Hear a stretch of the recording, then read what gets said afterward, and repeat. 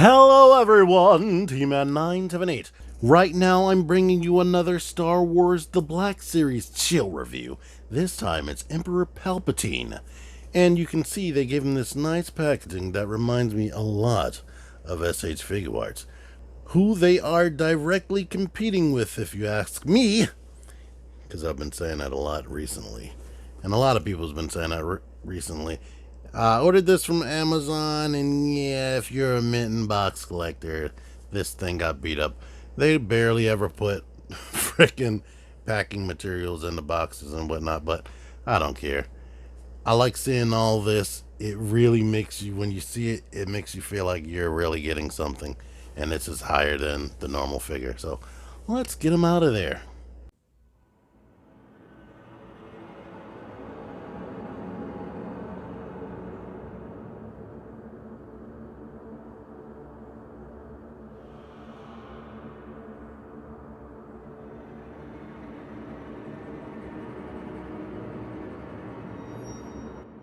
Where's my robe? YOLO! Alright, while we're recovering that robe, let's let you see this throne right here. Now, I don't know.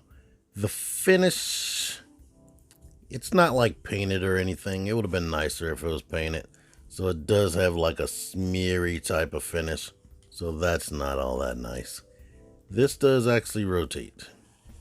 And let me try to let you see the detail a little bit down there. There we are. Because it's black and dark. This is actually a pliable, rubbery type material all the way up to there.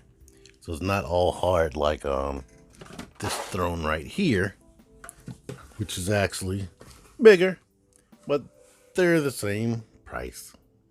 But actually, Palpatine comes with more than this. This is just the chair. It barely has. I mean, there's a good enough amount of paint in this piece right there. But Snoke just came with his robe, and that's that. He didn't have like a secondary head or hands or anything. We got the painted in controls right here, which is cool. More details and controls right there, and controls right here, right there. I guess that will drop people into pits and whatnot, probably. This is probably like the radio, and that's like a pliable material right there. So, yeah. There's the chair. And while we're still locating that robe, here's one. This is the face he comes wearing. And the digital face print stuff is getting better, but when you have it in like bright lights like I have right now, it does put like a little glossy glow on there. In person, it doesn't look so bad. I never realized he actually did still have hair, or is that something that's retconned now? In the first trilogy, the original trilogy, I should say, there's that head. There's this head with the more angry face right there. This one looks a little bit better and less shiny and shimmery. He has the angry face. And the hair is still painted.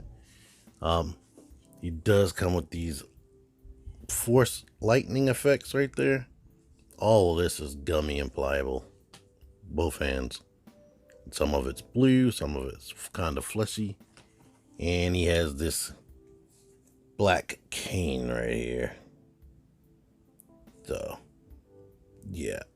I gotta watch the original trilogy again. I haven't watched that since I was little, basically.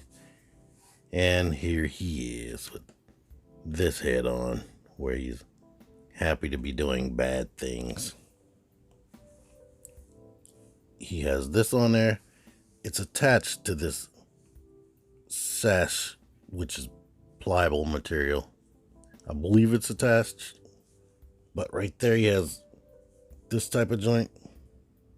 So he goes back a lot, comes forward, goes to the side, and of course rotates. The legs, I'm pretty sure they can. This is what he looks like. He looks like a Jedi with boots basically down here. So I'm gonna have to see if these aren't like Mace Windu's legs or something, or it might be one of the Luke's. But let's see, the legs got that far. They kick up that much, kick back that much, swivel, double jointed knees.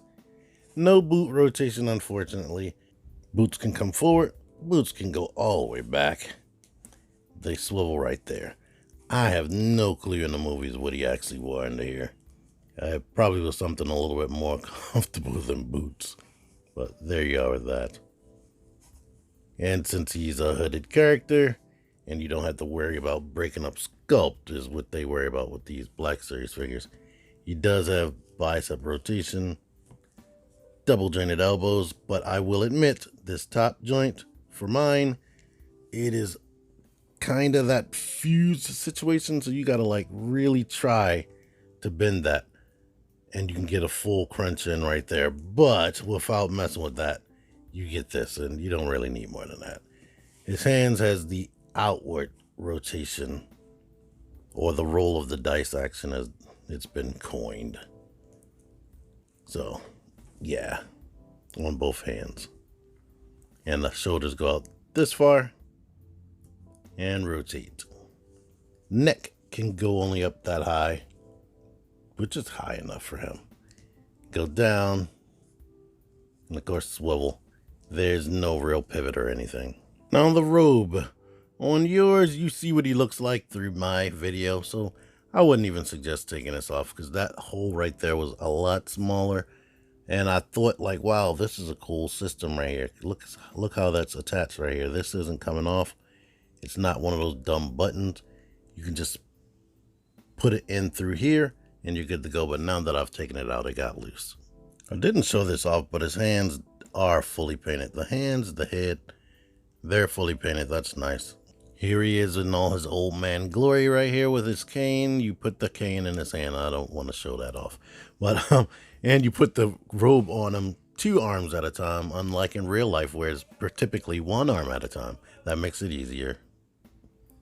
All right. Now, I really like this. I feel like I got my money's worth. It's a premium figure to me. I like that he has all that articulation under here, even if you can't see it.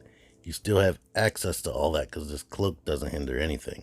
If there's any complaints I have, I don't like the stitching method they did right there. He has the same stitching on the inside, but you aren't going to see that. I love this added pliable sash thing. They sewed this hood in such a way where it won't like bunch up all crazy, and it'll cover his face if you need it. Like the higher you have him looking up, the more face it covers. If you put it down and have his back straight, you can see his face a little bit more. Of course, the hands pop out, and they don't pop out easy. Not the regular hands that are less pliable.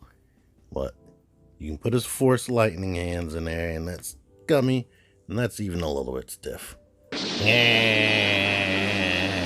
Die, Mace Windu. There you are, that. Size comparison. Here he is next to good old Mace Windu. So, yeah. Here he is next to his clone Rey right there.